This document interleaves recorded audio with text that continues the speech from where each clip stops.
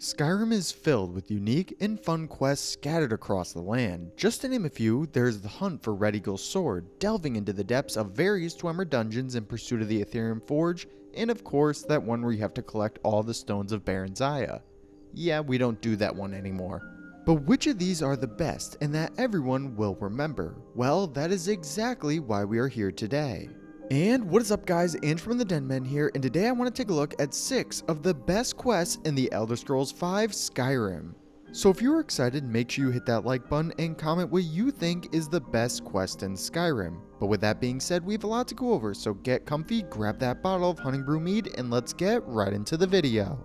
Okay, so kicking us off, we have Kyne's Sacred Trials. The quest itself is actually quite interesting and one that is a little different than the rest in the game. So, near the city of Riften lies Froki's shack, just a little hunter shack located in the mountainside connected to Cyrodiil.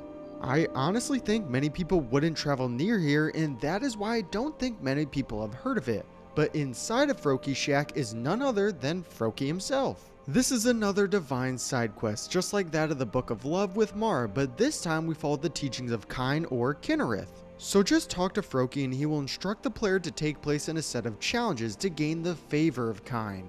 Kyne's Sacred Trials will take you all across the lands of Skyrim, hunting down various guardian animals including wolves, bears, and even giant mud crabs. I won't spoil too much of the quest, just know there are many of them out there, each of them with their own challenges awaiting the player. This quest does lend itself to be quite different from the others and really feels like you are tapping into the ancient Nordic roots of these lands. Our next one can be found just south of Windhelm in the geyser area of the game in the Tower of Mistwatch. Now on the outside, Mistwatch just seems like your normal bandit den, but when you realize they are actually a gang called the Mistwatch Bandits, then it becomes a little more intriguing. From the start, it seems like everything will play out exactly as you have seen it 100 times till you cross the drawbridge and find a worried man hiding in one of the rooms. Now, Krister has somehow snuck past the guards, but why would someone come all this way? Well, the bandits of Mistwatch specialize in capturing careless travelers and selling them for ransom, and he believes that they have done so to someone very dear to him. Krister's wife Fiola has gone missing and he has tracked the Mistwatch bandits to this rundown fort and he believes they have kidnapped her. This is where the quest forgetting about Fiola begins, but something just doesn't seem right about all of this. He never got a ransom, no letter of what happened, she just up and vanished one day. Well, that's where your quest begins, to find out exactly what has happened to Krister's dear old wife Fiola. Okay, so just northwest of the city of Riften, you can find another fort known as Treva's Watch. Unlike Mistwatch, this one has a gate up, which cannot be opened through normal means. So if you head a little down the road, you can find a little encampment. There you will find Stalio, who is actually the one who owns Treva's Watch. The thing is, it was taken over by a group of bandits while he was away, and now it is up to the Dragonborn to take it back. This requires the player to go into the fort, but this time through an old escape tunnel where you'll have to battle your way to the main gate past hordes of bandits. Infiltration is one of those quests that has a really good concept and had me intrigued from the moment that I set foot into the fort. So coming in at our number 5 spot, we have the Forbidden Legend quest. This takes you around Skyrim through many of the crypts to recover the Galder amulet fragments. I like this quest because you go dungeon to dungeon fighting unique bosses every time. It is a very interesting quest, and the way you start it by reading it in a book, most would not ever complete it. It ends up being a challenging quest, and there are 3 very distinct bosses. First is Mikro, who commands swarms of Draugr to overpower you, and you can find him in Full Gunther. Next is Sigdis, who can be found in Gearman's Hall. I think this is the best one of the 3 because he uses arrows to rain down on the Dragonborn, but he also teleports and makes copies of himself to trick you. This is very unique and a very fun boss to defeat.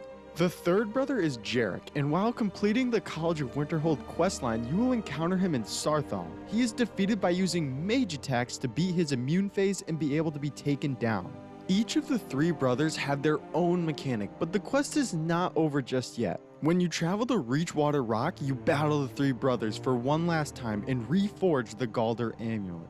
Overall, this is a very fun quest that takes you dungeon delving, but the best part is fighting the unique bosses, and that's why this quest is at my number 5 spot. Coming in at my number 4 spot, we have the quest to become a bard tending the flames. This starts off in the city of Solitude, where you go to the Bard's College and talk to the head bard, Viarmo. He will send the Dragonborn to Dead Men's Respite to retrieve King Olaf's verse to save the festival of the burning of King Olaf. When you enter the dungeon, you are met by the ghost of Smaknir.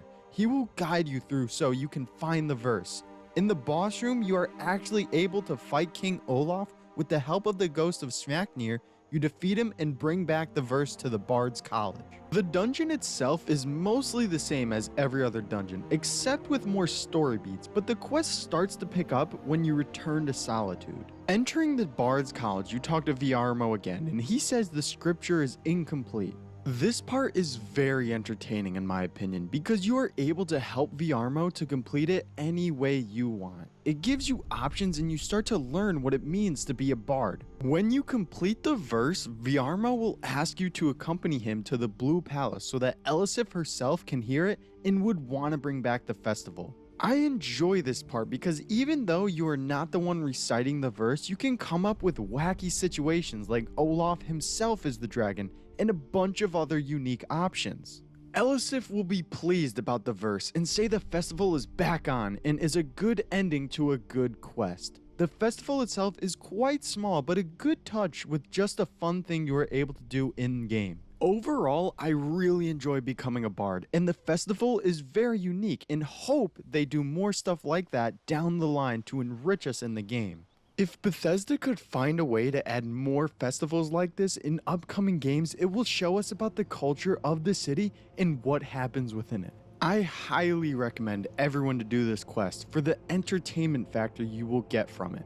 But moving on to our number 3 spot, we have the murder mystery, Blood on the Ice. This is one of the best quests in the game for good reason. To start it, you must be in Windhelm between the times of 7 PM and 7 AM.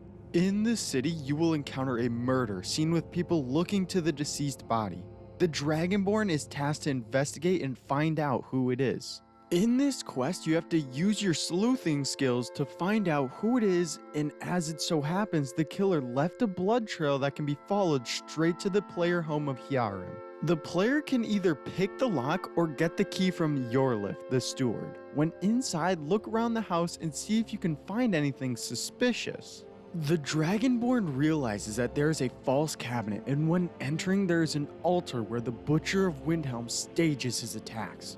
In the house, you can find a strange amulet that will lead you to believing that the court wizard Woundfirth is the killer. You can either confront Woundfirth or tell Yorlif of what you found. The court wizard will be sent to jail, and it seems as if the butcher is caught. All seems right within the city until you come back to Windhelm in 3 days and there is another death with the same way the others were killed. The investigation is back on, and you are sent to go speak with Woundfirth to see where the evidence went wrong. You consult with him, and he tells you that it looks like the next attack will be tomorrow in the Stone Quarter at night. You patrol the location, and you finally find out who the real butcher is. Right before he begins to strike his victim, you hear a scream, and you have to put a stop to it. You see that the murderer is Calixto Corium, and you finish him off and speak to Yorlif after the job is done. You now have the ability to purchase the player home Hyarim, and if you didn't watch me rank all of the player homes, make sure you check it out. But overall, I really enjoy this quest because it is up to the Dragonborn to figure everything out with no quest marker telling you what to do. I think more quests should be like this, but with more choices, so it's up to the player to come up with what happens. The theme of a murder mystery is also very interesting because we do not see that anywhere else in the game. There is no doubt that this is one of the best quests in the game, and that is why it is at our number 3 spot. With that being said, let's move on to our number 2 spot. We have the naval conflict Rise in the East. Now let me explain why it is perfect as a side quest. It brings something to Skyrim that we have never seen before in the game. It takes us to a new place we can't go during any other quest, so it is unique compared to others. How it starts off is with the East Empire Company having some trouble with some pirates, and you have to help them get back into business. The head of the company in Windhelm will send you to steal the logbooks of Clan Shattershield. You sneak in and grab the book and return to Orthrus at the headquarters for the East Empire Company. He sends you to the Wind Peak Inn within the town of Dawnstar. There, you will meet one of the pirates and brawl him for where the location of the pirates' headquarters are. Meet up back in Windhelm and get ready to assault the pirates' base of operations in Japheth's Folly. The Dragonborn is tasked to lead the assault and to defeat the mage that leads the Bloodhorkers. When the player arrives at Japheth's Folly, he will sneak inside the tower and duel Halden, the leader of the Bloodhorkers. When the battle is over, head outside and the East Empire Company will start raining down on the base with fiery explosions, and you have to return to the ship with haste. When you arrive back at the Windhelm docks, Orthrus is overjoyed and gives you a sum of gold, and you now have a new follower called Adelize Vendici. Overall, this quest has everything. A good sneak part, a bar fight, and a great battle to cap it all off. And that is why it is at our number 2 spot. Before we get into my number 1 spot, I wanted to give honorable mentions to Lights Out and Wolf Queen Awakened. The Wolf Queen quest is a normal side quest with a lot of lore that will bring you deeper into what goes on in Solitude. And Lights Out has a betrayal in it that makes it better than most in the game. But with that being said, at our number 1 spot, we have the best quest in Skyrim by far, the Forsworn Conspiracy. This is definitely at the top of a lot of people's best quests in Skyrim, and for good reason. Let me explain. This quest has a detective nature to it where you have to figure out about the attack in the Markarth marketplace. You assist a man named Eltries in figuring out what is going on with the city of Markarth. You become a detective with figuring out who Margaret is and if she was killed, or if you save her, you also have to find evidence about the attacker Waylon. Everyone in Markarth will try to persuade the Dragonborn to stay out of it, and even go as far as to assault him when leaving the Warrens with the information from Waylon's room.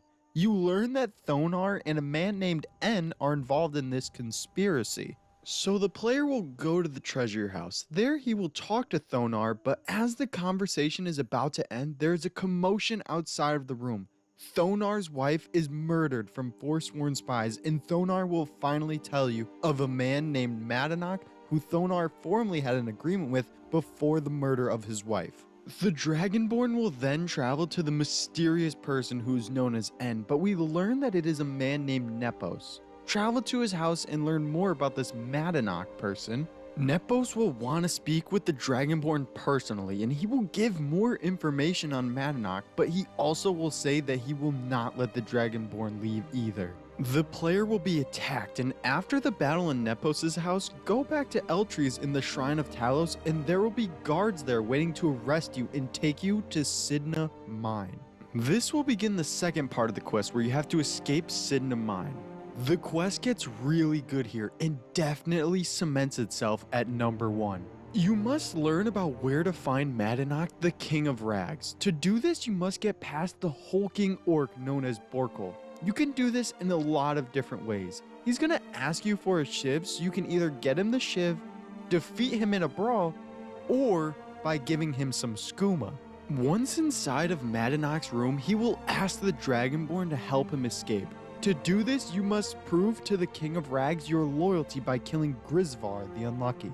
After you complete this, return to Madanach to prepare for the prison break, and escape is so close. Travel through the Dwemer dungeon with the other Forsworn and be prepared to battle automatons along the way until you reach the exit.